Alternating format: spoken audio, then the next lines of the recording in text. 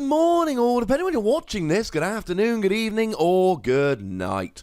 My name's Ross, and I was always told I had a voice radio. So today, we're going to be continuing our in-depth look at the rotation by looking at Fates Collide. That's right, ladies and gentlemen.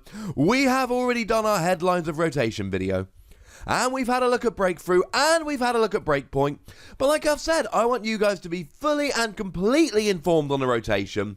So we need to go through all the sets that are rotating, and now it's time for Fates Collide. A set that didn't give us many huge cards, but there are a couple in here that we are really going to miss. Two come to mind above any others, but we'll get to them as we go through. Usual three categories here: Fringe Plays, You Used to Be Cool, and Big Losses, before we inevitably finish off looking at the trainer cards. So starting off with Fringe Play here, we are losing both Delphox and Delphox Break. Now, I am very sad about this. I like Delphox. It's pretty much kind of the Pokemon of my wife and I. 3 energy, 20 damage times the amount of energy attached to all Pokemon in play.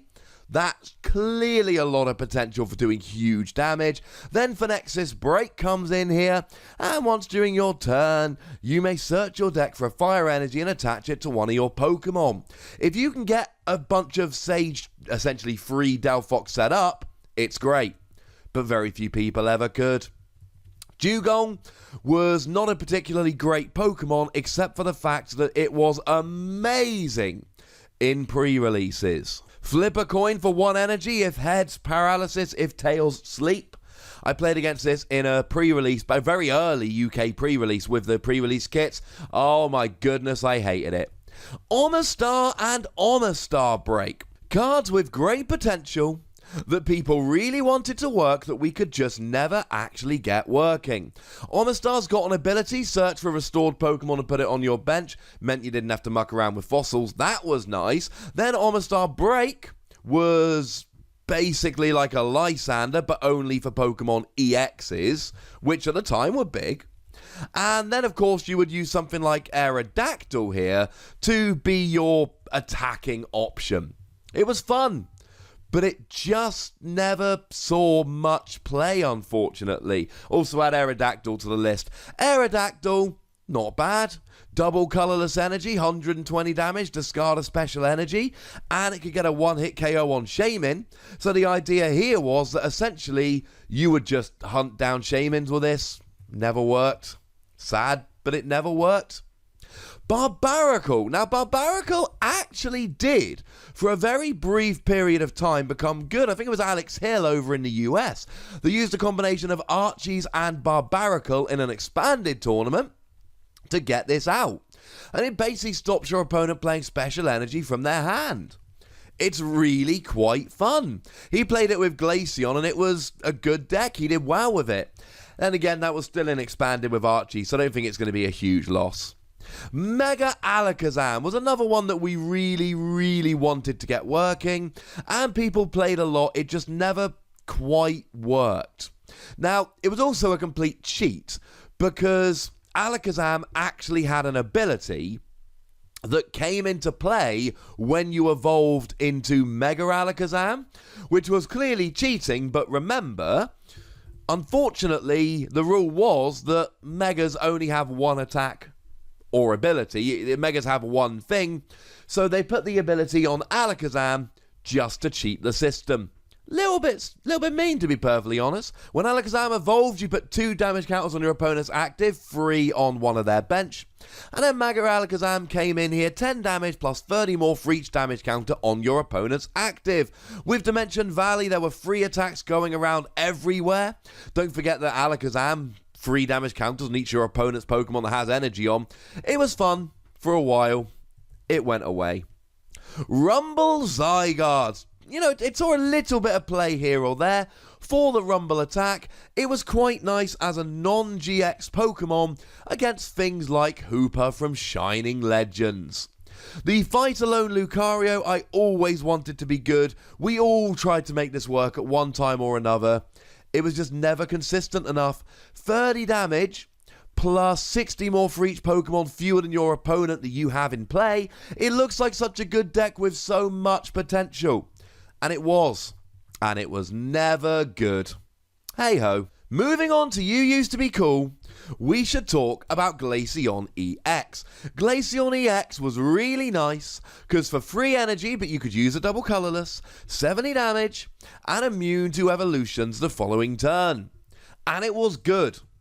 And it really was part of a deck that could basically only be countered by Pokemon Ranger. Then Tapu Lele came out. Tapu Lele can 2-hit KO Glaceon. Glaceon can only 2-hit KO Tapu Lele with a choice band. And yeah, Tapu Lele uses less energy and gets an easier 2-hit KO. And every single deck is playing multiple Tapu Lele. That meant Glaceon was gone forever. Marowak. Marowak saw a tiny little bit of play for a tiny little while. Again, this was a little bit of play with maxis here and there. And essentially, when you got it out, prevent all effective attacks done to you or your hand by your opponent's Pokemon. It was about the only really good Seismitoad EX counter we had that gave you your items back. It was very, very strange. Saw a little bit of play, but it really was only a occasional success kind of Pokemon. Umbreon EX was for a little while the darling of the format. Had a great little attack for a Darkness double colourless, 70 damage, but if you knock out a Mega Evolution Pokemon with this, you take 4 prizes rather than 2.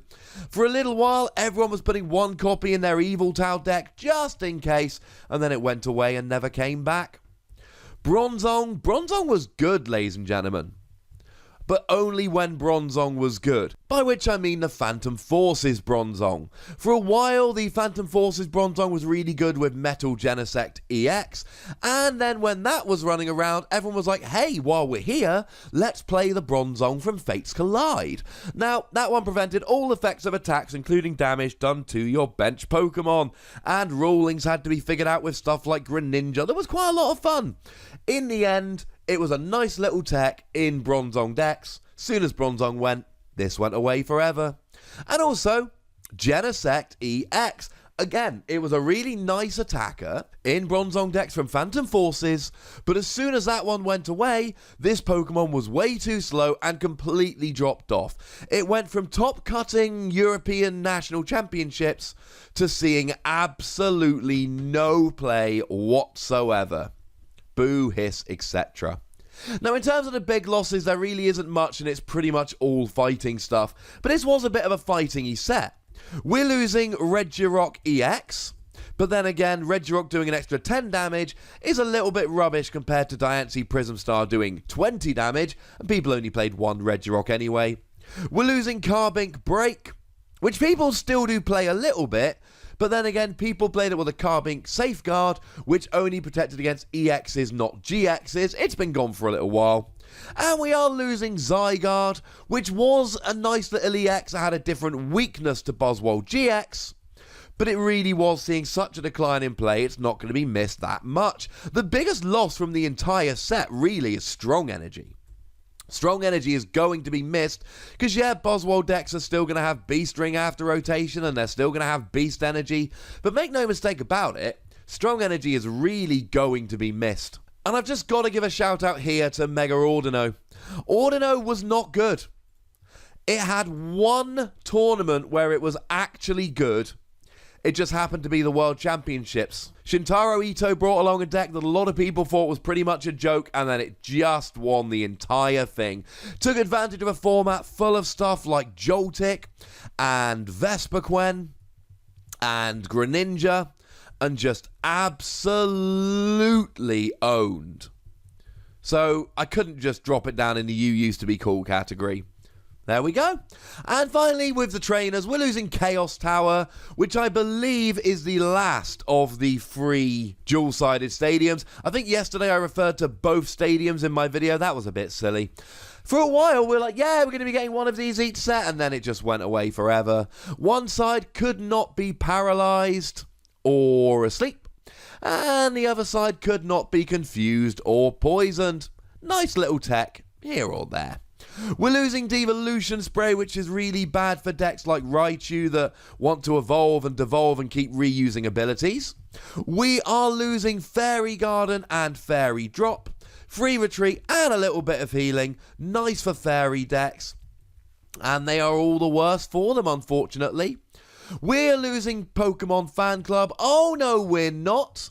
Pokemon Fan Club got reprinted pretty recently in Ultra Prism. So that's nice. Maybe it could be a Bridget replacement for after the rotation, although I still think that Steven's decision is a better Bridget replacement than Pokemon Fan Club.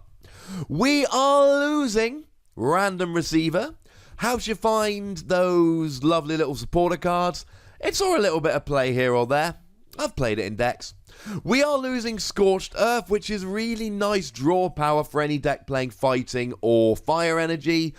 Honestly, it was really good in decks like Volcanion, but it's probably not going to be great after rotation anyway, to be perfectly honest. We're losing Shauna, but then again, nobody cares because Cynthia is just plain better. And we're getting Tate and Liza just before rotation, which is also just better. We are losing Team Rocket's Handiwork. It's nice just in terms of disruption cards. It's nice as a card that discards some cards from your opponent's deck, and disruption decks are going to miss it. And we're missing N, which is the other really big loss. It's N and Strong Energy, which are the really big losses from this set. This isn't an amazing set that gave us a million different great cards, but when was the last time you played a deck without multiple copies of N? We all play N in our deck. We've all played N in our deck since it was printed years ago, because it's that gosh darn good. And yeah, we've got Cynthia now, which is better as a draw card. And yeah, we've still got Judge, which can be decent disruption. But N to 1, draw nothing, lose the game. Or if you're the person playing the N, win the game.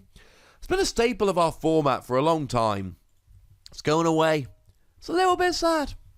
And that, ladies and gentlemen, is all the cards we are losing from Fates Collide. An underwhelming set at the time, but there's some cards that we're going to miss here. And of course, we're losing Strong Energy and N. Two of the best cards in the format. But now it's time to hear from you guys, ladies and gentlemen. First of all, I want to hear your thoughts on the rotation. Secondly, I want to hear your thoughts on Fates Collide. But most importantly, I want everyone to drop down one card in the comment section that they are going to miss more than any others. Go nuts! Be nice. Make sure you like this video, subscribe to this channel, follow me on Twitter at TheWasi, and Twitch for some live action at twitch.tv/PTCGRadio. If you want to support the channel, get some bonus podcasts or so on, head on over to patreon.com/PTCGRadio, where you can do just that. But by far the most important thing, as always, is to look after yourselves until next time. Thank you very much for watching. My name's Ross, and you've been watching PTCG Radio.